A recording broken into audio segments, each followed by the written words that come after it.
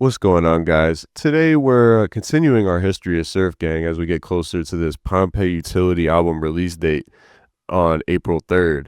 And yeah, we're going to see how it goes from a thriving artist collective in 2021 to a group of three producers just doing their own thing by 2023. So let's get into it. Ay, damn, damn, damn, damn. I pop me a bean, now I'm in the mood. If this was a race, then you gonna lose. Everywhere I go, I always have my tool. I'm fighting this case, I can never lose. Damn, now it's back to trapping. Buzzes hit me on my phone like what happened. In the streets, every day I got status. What's going on? Welcome back. I am Change to the Surf Gang Breakdown Part 2, The Wave Shift. So before we really get into it, let's like the video, subscribe to the channel, and comment who your favorite Surf Gang affiliate or artist was, and maybe a song they did. Yeah, man, let's get some engagement going. Yeah, let's get into it. So we left off with BabyxSosa leaving in July of 2021, and that basically was the first domino that affected a lot of things. Now, they were still in their peak spot as an artist collective in 2021. They had just dropped SGV1, which, you know, was their synergy album. Everybody was locked in, including Sosa, when making the project. But by the time they went around to promote the thing, she basically was like, oh yeah, I have clout from the fashion game and other rappers. And she just left that shit very, very quickly, which, you know, confused a lot of the other members and rubbed some of them the wrong way. But everybody was still down to keep going as an artist collective. You know, there was a couple developments when this was going on. You know, other people were starting to get interested in Surf Gang, you know, being affiliate members, like Real Young Phil and 1600J, who I'm gonna mention later because they were eventually accepted into the group on some level. But you know, there was this whole other set of underground artists that wanted in on the Surf Gang wave that, you know, Gianni and other people, I think, sort of gatekept, at least in the moments after Sosa left, which is very interesting. So the next person to leave was this guy, Bobain. I don't know too much about Bobain's reason for leaving, but I do know that he was definitely less of a part of SGV1. His time to shine was really on SGB. He had a lot of tracks on that, you know, 35 track compilation tape where it was him working with the other artists and duos. SGB1, he may have only had one or two slots compared to the three or more that Sosa, Caspr, Polo Perks, and Moh Baretta most likely had on the project. You know, he was sort of relegated to a, you know, lower position in the group for SGV1. So maybe that was part of his reason for leaving. But I think, you know, there may have been personal reasons as well. You know, these rappers always have shit that they're tied up in. So, yeah, he wasn't so big of a deal as, you know, in terms of shaking the collective up. Like, everyone was still cool when Bobain left. But Caspr, when Caspr decided to leave, that was what shook everything up. Caspr was definitely a core pillar of the group and a core pillar of SGV1. And, you know, when he left, it was actually for a very specific reason. He eventually went on Instagram Live, you know, and fans were asking, you still cool with Surf Gang? You still cool? And he basically was like, nope. A member of Surf Gang went around and fucked my bitch. Went around and got with my girl that I was dating for 5 or 6 years behind my back, and the rest of Surf Gang basically was just there letting it happen, which I think is pretty foul, man. I gotta say, I don't think it's Polo or Moh Baretta, because he says, you know, he shouts out Polo and Moh as people he still gets along with on some level, but the rest of the group, he says, are absolute snakes, and he disassociated with them immediately. And so it's very interesting to speculate who that person could be. Some people say it's Gianni himself, which would be kind of wild. Some say it's Harto. Some say, honestly, people aren't saying this, but it could easily be Ira, because Ira to me kind of looks like Caspr. And so if this girl had a type, if this girl had a type, going from Caspr to Era would probably not be so far-fetched. But what do I know? What do I know, right? This was really the first real domino falling in terms of the collective, because Caspr had a lot of fans by himself. And like I said in the last video, he went on to do a tape with Travis Barker drums in the background of 2 songs. And, he has a very healthy audience of the emo rap community. So, he wasn't too worried about leaving. And I think he knew that because he knew he was a big part of the group's success in the first place. So someone who left with Caspr was this guy Calvo, and I'm just gonna play a clip of Calvo's interview from 2023 where he mentioned Surf Gang a little bit. If you got too many people standing on the platform is gonna break. All right, yeah. So it's like the scale will tip. Yeah, so it's like, you feel me? Like, shout out to Gianni and them, but you know what I'm saying? Like, everything comes to an end. I hope they doing what they doing, and you know what I'm saying? Like, yeah, you don't got to root for me, but shit, I'm rooting for y'all. I mean, that's like, unfortunately, it's just like the business side of it sometimes too, right? And that's my problem. Like, like that.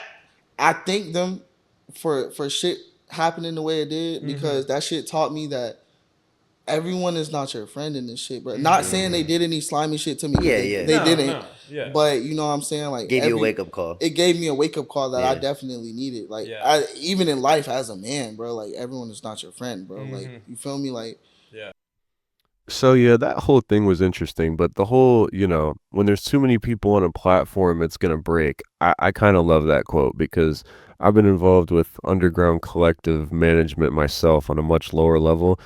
And even at a much lower level, that applies 100%. When there's too many people that want to be the main character and want to be up on the main stage at once, the stage will simply crack and break open, and everybody will be scrambling looking for a spot. And so basically, once Calvo, Bobain, Caspr, and Sosa have left, Gianni realizes that he might actually need some fresh blood to come in and help Surf Gang out, even if they don't join the group as official members at that point. Polo tries to calm everybody down on his own Instagram live, because, the subreddit that I do use for research for these videos, there's a lot of rumors and conjecture that just isn't founded in any truth. But yeah, basically Polo was saying, oh, you guys are just a bunch of fans spreading rumors. Collective is still up and running. So that's what they believed for a while. And people were still hyped for this Surf Gang Volume 2 tape, even though all these people left. So yeah, the last big personal project for Moh Baretta related to Surf Gang was Dogma 2. I really liked Dogma 2. A lot of great songs on there, and 31 songs in total on the project is a solid piece of work to cap off his, time with Surf Gang. But an interesting thing about Dogma 2 was that it actually was the last appearance of Tommy Too Hottie in the Surf Gang production team. And according to pretty much everybody on the subreddit, when you ask about him and, corroborated with other things online, Tommy Too Hottie was accused of, doing some funny business with a woman. And, it rubbed everybody the wrong way, of course. It's a terrible thing to do. And it seemed like it was based in fact. I'm not sure if he was criminally charged, but he certainly got kicked out of the group very swiftly. And Moh Baretta, his closest collaborator, has never worked with him again, even outside of the group. So that's how you know shit is serious. When all these dominoes are falling, basically Polo Perks announces the inevitable only about 6 months after he tries to calm everybody down. And he says that he has one more solo project with Surf Gang production, and then he's going to help out with what was going to be Surf Gang Volume 2. And that ended up not being called Surf Gang Volume 2. I'm going to get to that in 2 seconds. But yeah, Polo basically announced he was leaving. And that was really the moment that everybody was like, okay. People didn't think anymore that this was going to be a surviving artist collective that was going to go on for years and years. And that got confirmed when Surf Gang Volume 2 was not called that, and it was instead called At Least We Tried. So that's a funny name for a project, man. And instead of, this breadth of members, they had Polo on some songs, they had Moh on some songs. They had minor players like Harto and Jaden step in for bigger roles.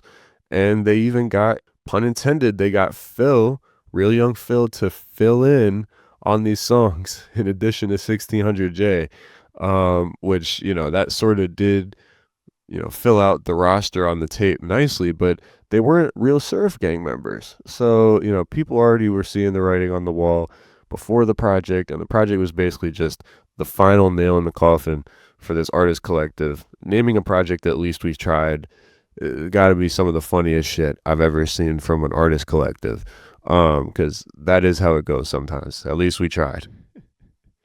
So after At Least We Tried, Gianni basically shifts to production mode, and he takes his boys Ira and Harrison with him, but besides that, it's kind of crickets. The Instagram page was taken down both before and after At Least We Tried, so there was a period where the At Least We Tried stuff was the only thing on there, but after that they wiped it again. And the first piece of success to come out of this production phase was a leak from Playboi Carti and A$AP Rocky, where Gianni had produced a beat for a song called Our Destiny Sights Our Destiny. And the funny part about that song is that Carti shouts out BabyxSosa in the song, because at the time she was a recent signee of Opium, Carti's label. So it's funny that after Sosa was sort of trashing Gianni and claiming she was, doing better than them or whatever, they ended up in the same room together again in the service of Playboi Carti and A$AP Rocky, which is hilarious because Sosa wasn't even on the song. She was just shouted out. I'm sure she was in the room with everybody when making the song, but she was not on the song. And speaking of BabyxSosa, she went off like 6 months after this leak and implied that an A&R named John Miller could be responsible for the death of Surf Gang.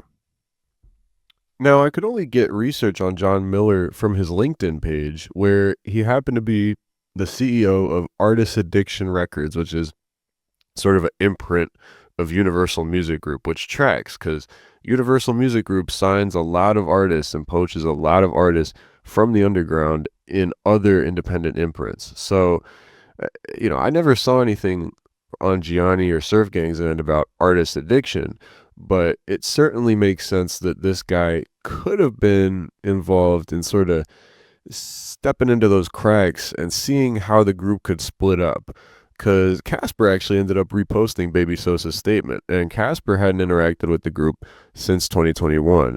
It's definitely easier for an industry titan like Universal to deal with a production team as opposed to an artist collective where everyone wants to be independent at the same time. It could easily be true that, this dude John Miller, along with other people at record labels, helped Gianni make the decision to end the artist collective part of the business and turn it into basically a mini label under their production team.